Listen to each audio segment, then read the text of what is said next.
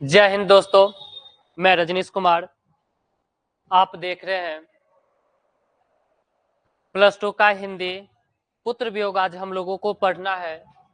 ये जो लिखा गया है वह सुभद्रा कुमारी चौहान जी के द्वारा लिखा गया है।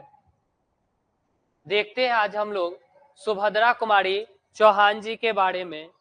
सबसे पहले हम इनके बारे में कुछ जानते हैं। जैसा कि लेखक का जीवनी हम लोगों को आज देखना है दोस्तों, उसके बारे में आज हम लोग चर्चा करेंगे लेखक सुभद्रा कुमारी चौहान जी के बारे में।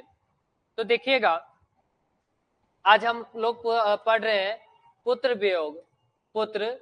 वियोग, यानी एक बेटा से बिछुड़ने के बाद माँ को किन किन कठिनाइयों का सामना करना पड़ता है।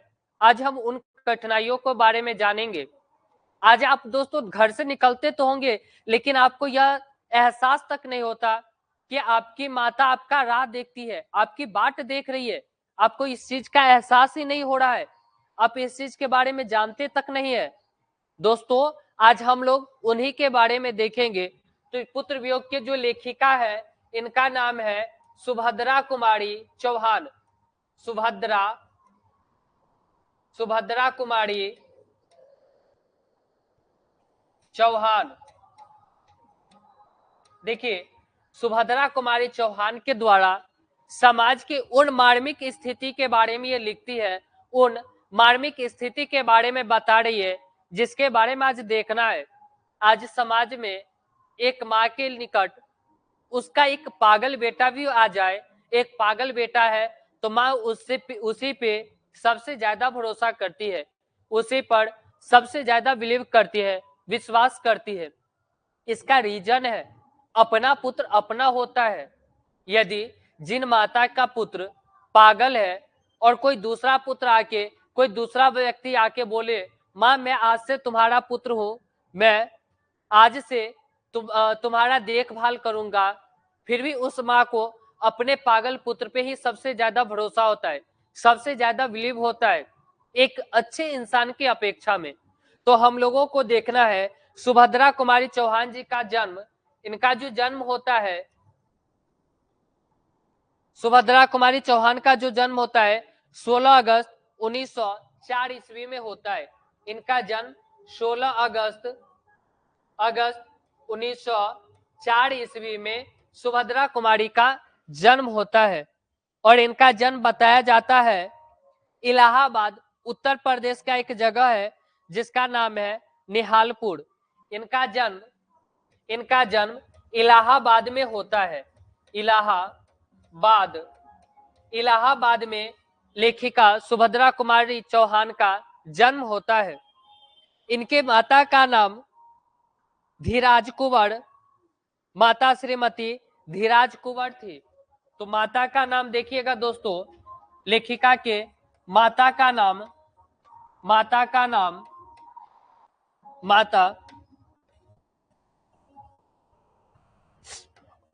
माता श्रीमती धीराज कुंवर। तो लेखिका के माता का नाम श्रीमती धीराज कुंवर था।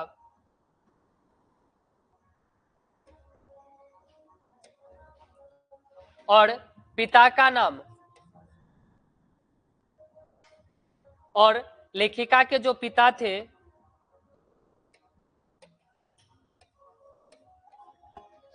पिता का नाम बताया जाता है इनके माता धीराज कुमार और पिता का नाम ठाकुर रामनाथ सिंह। पिता का नाम ठाकुर रामनाथ सिंह था, रामनाथ सिंह। इनका देखिए, आज तक आप देखे होंगे जितने बड़े बड़े महान कवि हो, संगीतज्ञ हो, या आप बड़े बड़े लेखिका के बारे में देखिएगा, उनका जो मृत्यु है यह बताया जाता है किसी न किसी त्योहार से रिलेटेड होता है। और ठीक इनका भी निधन बसंत पंचमी अर्थात सरस्वती पूजा के दिन ही हो जाता है, एक कार एक्सीडेंट में। एक बुरी दुर्घटना होती है कार एक्सीडेंट में, जिस समय लेखिका का मौत हो जाता है। और इनका मौत 15 फरवरी 1948 ईस्वी में जबलपुर के निकट होता है। तो निधन 15 फरवरी 1948 ईस्वी में जबलपुर के निकट होता है। जबलपुर के निकट कार एक्सीडेंट में इनका हो जाता है। तो दोस्तों आज सबसे पहले हम लोग देखते हैं लेखिका के बारे में, इनके द्वारा जो लिखा गया है पुत्र वियोग के बारे में देखते हैं। देखिए पुत्र वियोग में लिखती है लेखिका, आज दिशाएं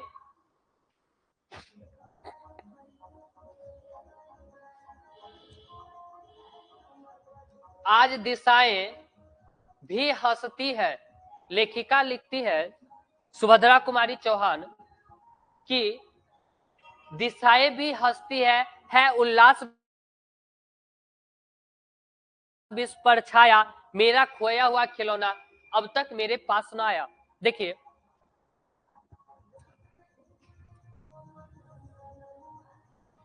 लेखिका जो है समाज के उन सबसे विशिष्ट बात के बारे में बता रही है, उनके बारे में लिख रही है जिसे लिखने के लिए बड़े बड़े लेखक का लेखनी हिल जाता है, लिखने के लिए कलम तक नहीं उठता। उस चीज के बारे में लेखिका लिखती है, बोलती है कि सुभद्रा कुमारी चौहान आज चारों दिशाओं में पूरे विश्व में खुशी का माहौल है, सभी लोग हंसी खुशी से जी रहे हैं, सब लोग खिलखिलाते हुए नजर आ रहे हैं, उल्लास विश्व में छाया। लेकिन इस खुशियां का क्या, एक माँ के लिए चाहे कितनी बड़ी खुशी हो जाए, उस खुशी से एक माँ का क्या तात्पर्य होता है जब उसका पुत्री घर नहीं लौट के आता। यानी कि एक माँ अपने हर एक चीज न्यौछावर कर देती है। यदि यमराज वो एक माँ के सामने उसके पुत्र का प्राण हरण करने के लिए आए तो माँ सर्वस्व खुशी के साथ अपना प्राण देने के लिए तैयार हो जाती है। वह माँ खुशी कैसे मना सकती है जो कभी उनके पुत्र की मृत्यु हो गई है, उनके खिलौना जो बेटा है अभी तक उनके पास ही नहीं, अभी तक उनके पास उनका खिलौना आया ही नहीं। अर्थात पूरा विश्व में सभी लोग हंसी खुशी व्यतीत कर रहे हैं, सब लोग हंसी खुशी रह रहे हैं, लेकिन उस माँ से जाके पूछिएगा दोस्तों उस माँ पे क्या गुजरती है, इसके बारे में जाके आप देखिएगा, जिसमें लेखिका बोलती है एक माँ के लिए यह बताया जाता है दोस्तों जो उसका खिलौना जो है इस संसार में उसका पुत्र ही होता है, और आज उसका पुत्र ही उसके समक्ष नहीं। बताइए तो एक माँ के लिए सबसे बड़ा दुख का घड़ी इससे और ज्यादा क्या हो सकता है। चलिए देखिए अगला लाइन के माध्यम से सुभद्रा कुमारी चौहान जी बताती है, जब एक माँ देखते होंगे बच्चा जन्म लेता है, माँ स्वयं गीले में सो के बच्चे को सूखे जगह पे सुलाती रहती है, शीत न लग जाए इस भय से, नहीं गोद से जिसे उतारा, छोड़ काम दौड़ कर आई माँ कहकर जिस समय पुकारा। देखिए लेखिका बोलती है माँ को हमेशा इस चीज का भय होता है, इस चीज का माँ को हमेशा डर होता है कि कहीं उसके बेटे को कोई बीमारी ना हो जाए, ठंड तक ना हो लग जाए, थोड़ा सा चोट ना लग जाए, जिसके लिए अपने गोद में उसको हमेशा बैठाए रखती है। लाख काम उनका कठिन काम, सबसे इंपॉर्टेंट काम लाख काम है, लेकिन बेटा यदि माँ कह करके पुकार ले, रोना प्रारंभ कर दे, तो माँ उस चीज सारे काम छोड़ के सबसे पहले अपने बेटे से जाके मिलती है, सबसे पहले अपने पुत्र से जाके मिलती है। यानी बोलते हैं उनको हमेशा डर है कि मैंने कभी उसे गोद में नहीं उतारा, बेटा का ठंड हो या गर्मी हमेशा अपने गोद में बैठाए रखती है, कहीं उनके पुत्र को ठंड तक ना लग जाए।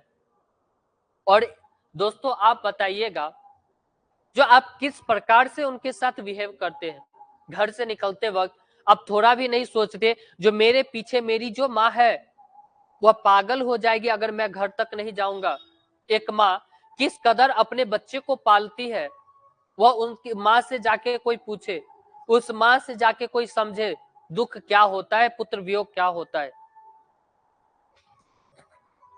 देखिए अगली लाइन में लेखिका कहती है, थपकी दे दे जिसे सुलाया, जिसके लिए लोरियां गाई। लेखिका बोलती है, जब बेटा रात में सोए नहीं तो उसको थपकी देती है। लाख गाना उनको आता ना हो, लेकिन बेटे को सुलाने के लिए माँ एक सुंदर से गाना जरूर गाना प्रारंभ कर देती है, एक सुंदर से गाना गाती है। जिसके मुख पर जरा मलिनता देख आंखों में रात बिताई। और थोड़ा सा भी उसका पुत्र बीमार पड़ जाए, सारी रात माँ की आंख में नींद नहीं आता, बस एक ही टक अपने पुत्र को निहारती रहती। उस माँ के बारे में जरा दोस्तों सोचिएगा, जो कभी आपको अपने पेट में 9 महीने तक पाल के जब संसार में लाती है। एक माँ सबसे बड़ी योद्धा माँ मानी जाती है। उन समय से जब तक आप बड़े नहीं हो जाते तब तक, यानी जब तक माँ जीवित है तब तक आपसे जुड़ी एक एक कठिनाई माँ चाहती है, मेरे पुत्र को ना होके मुझे हो जाए, मुझे वह सहज स्वीकार होगा, लेकिन मेरा पुत्र स्वस्थ हो। जरा याद कीजिएगा उस समय माँ पे क्या गुजरता होगा। जब उसका पुत्र घर से निकले तो सही, घर से निकले पीठ दिखा के मैं जा रहा हूं, लेकिन लौट के मुख ना दिखाए, उस समय उस माँ पे क्या गुजरता होगा, क्या बीतता होगा, एक माँ ही बता सकती है।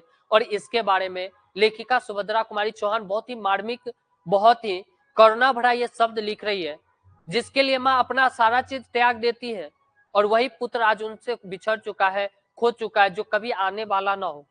तो इस संसार की सारी खुशियां उस माँ के लिए किस काम की, सारे खिलौने किस काम का, जब उसका पुत्र ही नहीं है उसके पास। तो अगले लाइन में देखिए, जिसके लिए भूल अपनापन पत्थर को भी देव बनाया, कहीं नारियल दूध बतासे कहीं चढ़ाकर शीश नवाया।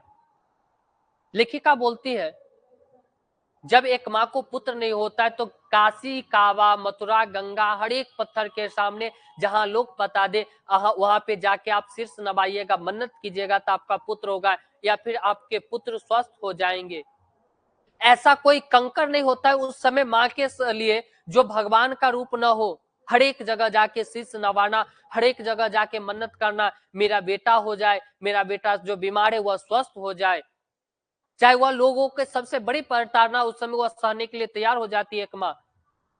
बताइएगा दोस्तों, बोलते जिसके लिए भूल अपनापन पत्थर को भी देव बनाया, कहीं यानी पत्थर को भी वह देव बनाते, सारी गलती अपनी खुशी को क्या करती है उस समय भूल जाती है। अगर एक पुत्र के समक्ष एक माँ को तीनों लोक का अगर राज्य दे दिया जाए, फिर भी माँ उस चीज को उस समय त्याग देती है, बोलती है नहीं, मुझे सबसे पहले मेरे पुत्र चाहिए। जो अपनी सारी खुशियां भूलकर हर एक पत्थर को भगवान मान के उसकी पूजा करती है माँ। नारियल, बतासा, दूध हर एक जगह जाके चढ़ाती है, किसके लिए, तो मेरा पुत्र स्वस्थ हो जाए, मेरा पुत्र होनहार हो जाए, मेरा पुत्र सफल बन जाए। जरा ध्यान दीजिएगा उन माँ पे क्या गुजरती होगी जब उनका पुत्र असमय ही मारा जाता है। उस समय एक माँ के लिए सबसे बड़ी दुख का घड़ी अगर कोई होता है, जितना दुख बच्चे जन्म लेने वक्त नहीं होते, उससे कहीं लाख गुना ज्यादा दुख बच्चे के चले जाने के बाद होता है।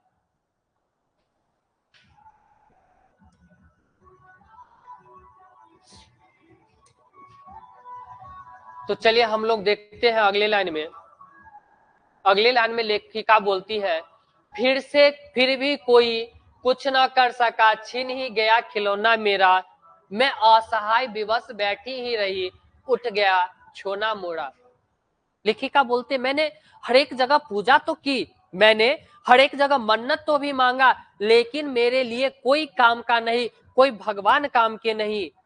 छीन गया मेरा वो खिलौना, मेरा जो पुत्र था आज मुझसे बिछुड़ चुका है, छीन चुका है, मैं असहाय बैठी हूँ, मैं विवश हो चुकी हूँ, मैं अपने सामने अपने पुत्र को तिल तिल मरते हुए देखी, लेकिन मैं एक माँ होके कुछ कर नहीं पाई। मैं हर एक एक तिल तिल मैंने उस पुत्र को बिछुड़ते हुए, विभिन्न प्रकार के कठिनाई देखते हुए मैंने गुजार दिया, लेकिन एक माँ मैं विवश हो चुकी थी, मैं अपने पुत्र के लिए कुछ नहीं कर पाई। तड़प रहे हैं विकल प्राण ये, मुझको पल भर शांति नहीं, वह खोया धन पा न सकूंगी, इसमें कुछ भी भ्रांति नहीं। लेखिका बोलती है, मेरा हृदय रो रहा है, मेरा हृदय तड़प रहा है, मुझको एक पल पर भी शांति नहीं, मुझको तनिक क्षण भर की उस समय शांति तक नहीं मिलती है। मुझे कुछ भी भाता नहीं। यदि उस समय, जिस समय माँ, एक माँ का पुत्र बिछुड़ जाए या असमय मृत्यु की प्राप्ति हो जाता, मृत्यु के गोद में जाके सो जाए, उस समय उस माँ को कोई भी चीज भाता नहीं, वह अपने प्राण तक देने के लिए उस समय तैयार हो जाती है। बताइए, एक माँ से बड़ा योद्धा कौन हो सकता है? सारी दुनिया के नाते रिश्ते वह भूल जाती है, उसके लिए उसके सामने कुबेर का खजाना भी फीका पड़ जाता है। उस समय उनका हृदय रोता है, वह विवश है, वह चाह के भी कुछ नहीं कर पा रही। एक माँ अपने सामने एक बच्चे को तिल तिल करके मरते हुए देख रही है, वह चाह कर भी कुछ नहीं कर पाती है और बोलती है, वह जो मेरा धन था, यानी मेरा जो पुत्र रतन मुझे प्राप्ति हुई थी, वह मुझसे अब छीन चुका है। अब मैं इसके जैसा कोई दोबारा मैं धन प्राप्त कर ही नहीं पाऊंगी, उसके जैसा मुझे दोबारा कोई धन मिलेगा भी नहीं।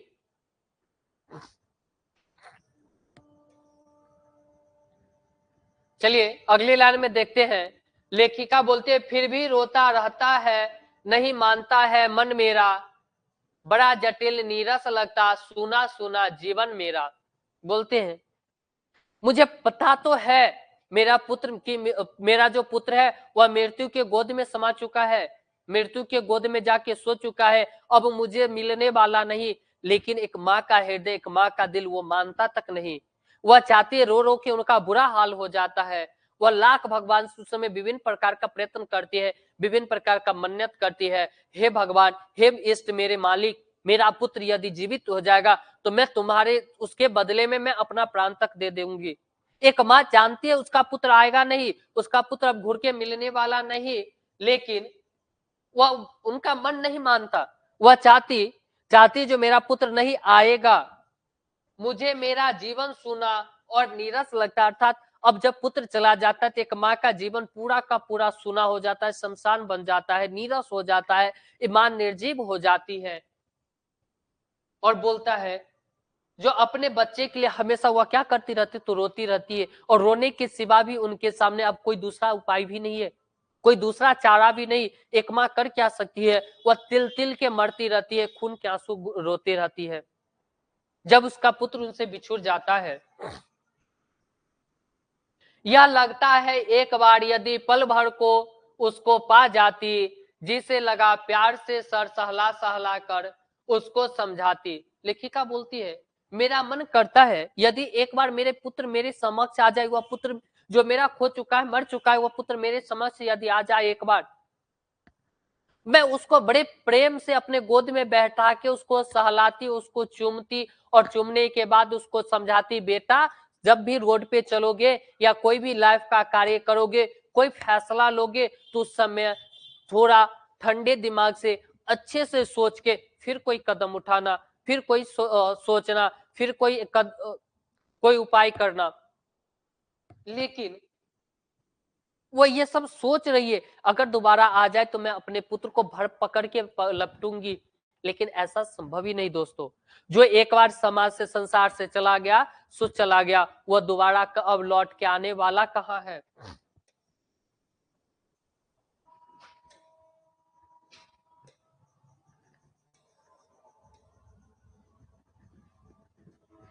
देखिए लेखिका अगले लाइन में बोलती है, मेरे भैया मेरे बेटे, माँ को यो छोड़ न जाना, बड़ा कठिन है बेटा खोकर माँ को अपना मन समझाना।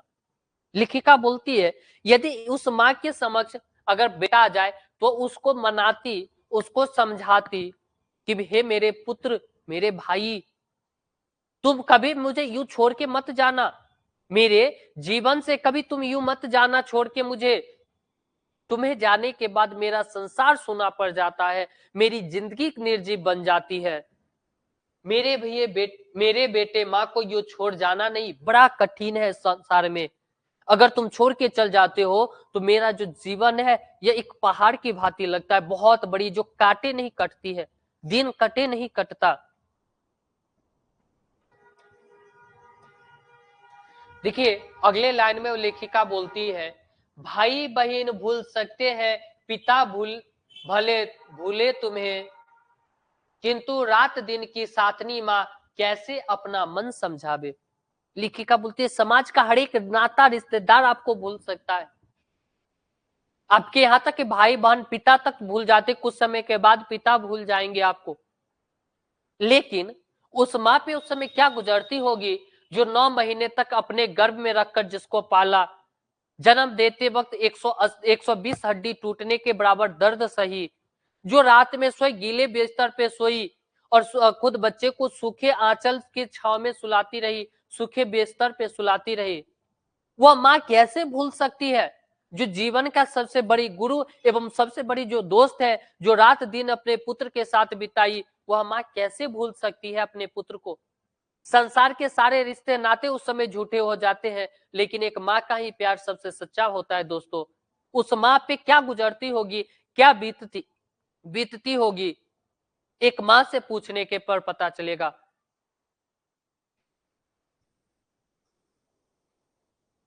और इस प्रकार आपका जो है चैप्टर समाप्त होता है। देखिए दोस्तों, इस चैप्टर से हमें एक सीख सबसे ज्यादा मिली है, एक सीख मिलती है, जब भी चले घर से निकले या कोई गलत कदम उठाने से पहले एक बार अपनी माँ के बारे में सोच लेना, अपने उस माँ के बारे में सोच लेना जो तुम्हें गर्भ अपने 9 महीने तक गर्भ में रख के जो जन्म दी, हर एक समय तुम्हें हर एक वह सुख सुविधा ला के दी। तुम्हें चले जाने के बाद उस माँ के जीवन पे क्या गुजरेगा, उस माँ के जीवन पर क्या बीतता है, उनके ऊपर क्या बीतेगा, थोड़ा उनकी चेहरा को याद कर लीजिएगा। उसके बाद मैं यह दावा के साथ कहता हूं दोस्तों, जो आप कोई गलत कदम उठा ही नहीं सकते, कोई गलत कदम आप उठा ही नहीं सकते, उसका सबसे बड़ा रीजन है गलत कदम उठाने से पहले एक बार अपनी माँ के बारे में आप जरूर सोच लीजिएगा। धन्यवाद दोस्तों, आपका ये चैप्टर आज समाप्त होता है। आज का सेशन हम यहीं पे एंड करते हैं। हमें आशा है आप लोग अपनी पढ़ाई में लगे होंगे, आपके अपनी तैयारी में लगे होंगे और मेरा यह वीडियो आपको पढ़ाई में, आपके परीक्षा की तैयारी में हेल्प करता होगा। धन्यवाद, जय हिंद।